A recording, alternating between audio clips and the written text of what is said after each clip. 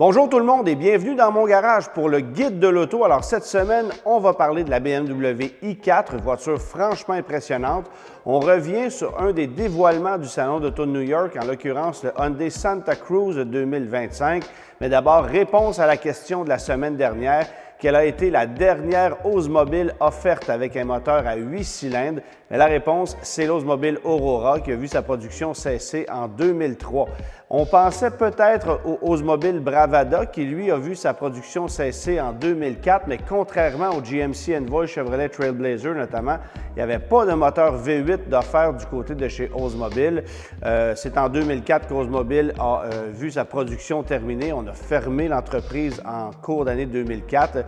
Mais le dernier moteur V8, ça a été dans l'Oldsmobile Aurora qui aurait été lancé en 1995. Moteur V8 de 4 litres qui dérivait du 4,6 litres Northstar offert chez plusieurs produits Cadillac. Maintenant, je veux revenir sur le Hyundai Santa Cruz qui a été dévoilé au Salon d'Auto de New York, version évolutive du modèle qu'on connaît déjà, bien sûr. Alors, recarrossage partiel. On a ajouté une version XRT à vocation un peu plus aventurière, un peu comme on l'a fait avec le Santa Fe qui a été récemment dévoilé. Mais malheureusement, pour le marché canadien, une seule motorisation demeure, le moteur 4 cylindres de 2,5 litres turbo qui est jumelé à une maladroite boîte séquentielle à double embrayage. C'est la seule motorisation offerte, alors que du côté des États-Unis, on conserve encore l'option de 2 mécaniques, incluant aussi un moteur de base 2,5 litres atmosphérique de 191 chevaux, ce qu'on va retrouver dans le Tucson. Il faut savoir de toute façon que le Santa Cruz dérive directement du Hyundai Tucson. Pourquoi ne pas l'offrir chez nous?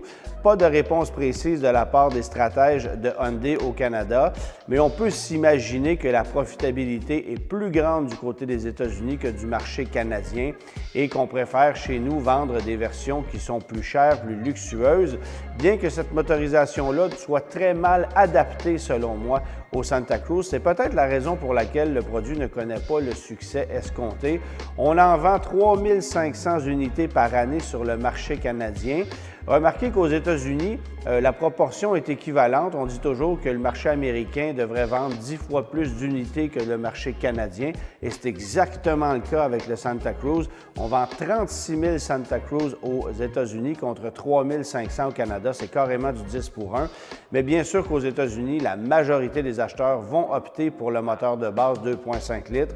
Ça rend le produit plus accessible et surtout plus compétitif avec le Ford Maverick qui s'est pointé comme un cheveu sur la soupe au moment où le Santa Cruz débarquait. Alors le Santa Cruz qui a un seul véritable concurrent et c'est le Ford Maverick qui est évidemment beaucoup plus populaire. Est-ce que d'autres constructeurs vont se joindre à la parade prochainement?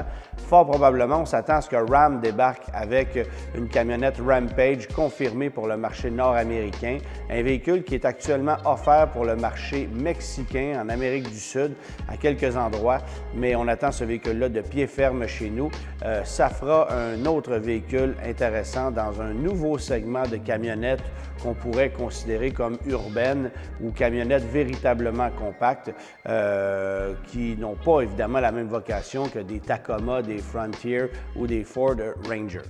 Avant de parler de la BMW i4, un mot sur ce fameux palmarès des pires routes du Québec qu'on ressort à chaque année. Le CAA est fortement impliqué là-dedans et on essaie de répertorier quelles sont les pires routes du Québec. Bon, j'arrive des États-Unis et je vous avoue que j'ai trouvé ça un peu gênant de voir dans les fils de presse circuler le fait qu'on veuille promouvoir les pires routes du Québec, alors que si on voulait être un petit peu plus optimiste, bien, ça devrait être les plus belles routes du Québec qu'on devrait répertorier parce que les pires routes du Québec, elles sont un peu partout.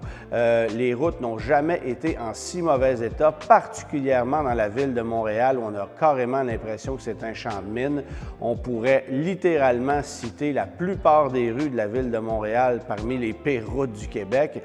Mais c'est un palmarès qui, je pense, devrait porter à réflexion, on devrait l'analyser davantage et finalement se poser la question si on ne serait pas mieux de faire un palmarès des routes qui sont les plus belles, histoire d'améliorer notre réseau routier et de focusser sur le positif plutôt que le négatif, parce que ça fait beaucoup trop d'années qu'on répertorie ces routes-là et ça en devient un peu gênant, surtout lorsqu'on voyage un peu et qu'on se rend compte qu'à l'extérieur du Québec, les routes sont en bien meilleur état que ce qu'on peut constater chez nous. Et ne me sortez pas l'histoire de la météo, parce qu'au Vermont, en Ontario, la météo n'est pas nécessairement plus clémente qu'au Québec. Alors, pas nécessairement de raison qu'on ait des routes à ce point détruites, si ce n'est qu'une mauvaise gestion et un mauvais entretien du réseau routier. BMW i4 maintenant, voiture qui a remporté haut la main un match comparatif dans le guide de l'auto cette année parce qu'elle a impressionné tous les essayeurs. Certes, elle est un peu plus chère que la compétition, mais il y a quelques versions qui se qualifient au plein crédit gouvernementaux et ça la rend très alléchante.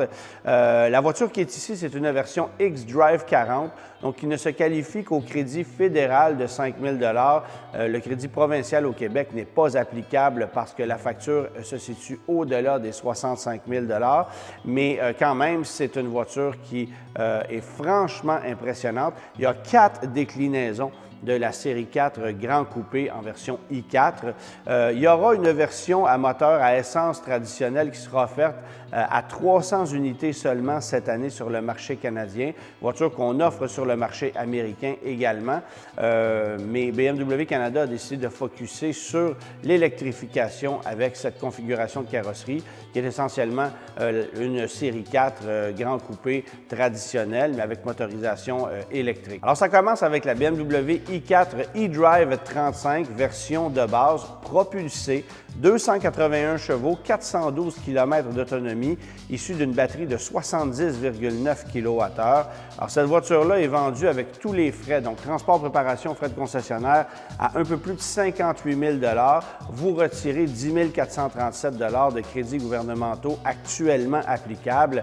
Alors, ça en fait une voiture qui coûte un peu plus de 48 000 et ça en fait une voiture très attrayante parce que la puissance est intéressante, la conduite également. Ça demeure une voiture propulsée, mais puisque tout le poids est au niveau du sol en raison des batteries, ça en fait une voiture qui est quand même facile à vivre durant la saison hivernale. On peut passer à la eDrive 40 qui, elle, va offrir 335 chevaux et une batterie permettant d'aller chercher une plus grande autonomie, donc batterie de 83,9 kWh. Alors là, on va chercher 484 km d'autonomie dans cette configuration-là, mais qui demeure toujours un modèle propulsé. Essentiellement, une voiture qui va vous coûter 9 000 de plus que l'autre, mais toujours entièrement qualifiable au plein crédit du fédéral et du provincial.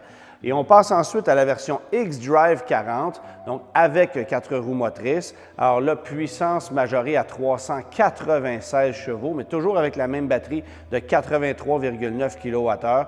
C'est vraiment une voiture intéressante, dynamiquement très impressionnante, au point où on se demande si ça vaut réellement la peine de passer à la version M, qui est la suivante et la dernière de la gamme. Donc, une voiture que j'ai particulièrement adorée. Mais à ce moment-là, on perd le crédit provincial de 7 000 pour ne conserver que le crédit fédéral de 5 000 toujours taxes incluses.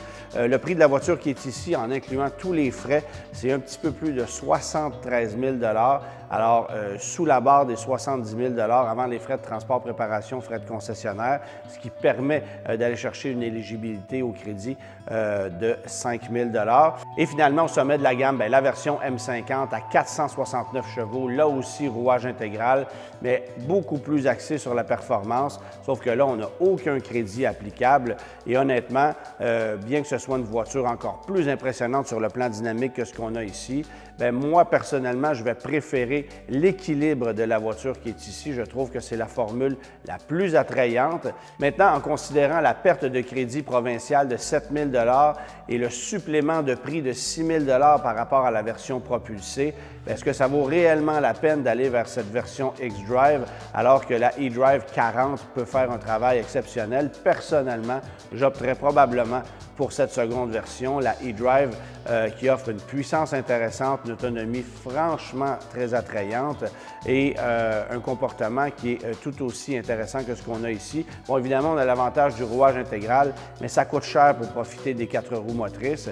Et c'est la raison pour laquelle, chez nous au Québec, la eDrive 40 est de loin la plus vendue. Une voiture qui est certainement pas aussi populaire que la Tesla Model 3, mais qui gagne à être connue parce que lorsqu'on la conduit, on se rend compte à quel point le plaisir au volant est possible dans une voiture électrique. Et je ne parle pas évidemment de la puissance, de la souplesse en accélération, mais de la dynamique de conduite, de la précision de la direction et du fait qu'on se sente impliqué dans la conduite, alors qu'avec plusieurs voitures électriques, c'est tout le contraire. On a l'impression d'être un peu déconnecté au niveau du comportement routier. Ici, c'est absolument pas le cas. On a conservé l'ADN typiquement BMW et c'est le gros avantage, à mon avis, de cette voiture-là. Je ne vous cacherai pas qu'on la sent un peu lourde quand même. Ça demeure une voiture électrique, mais pour moi, un produit de très, très grande qualité, en espérant que BMW multiplie son offre parce que ça serait intéressant de retrouver, par exemple, cette technologie-là appliquée à une berline série 3,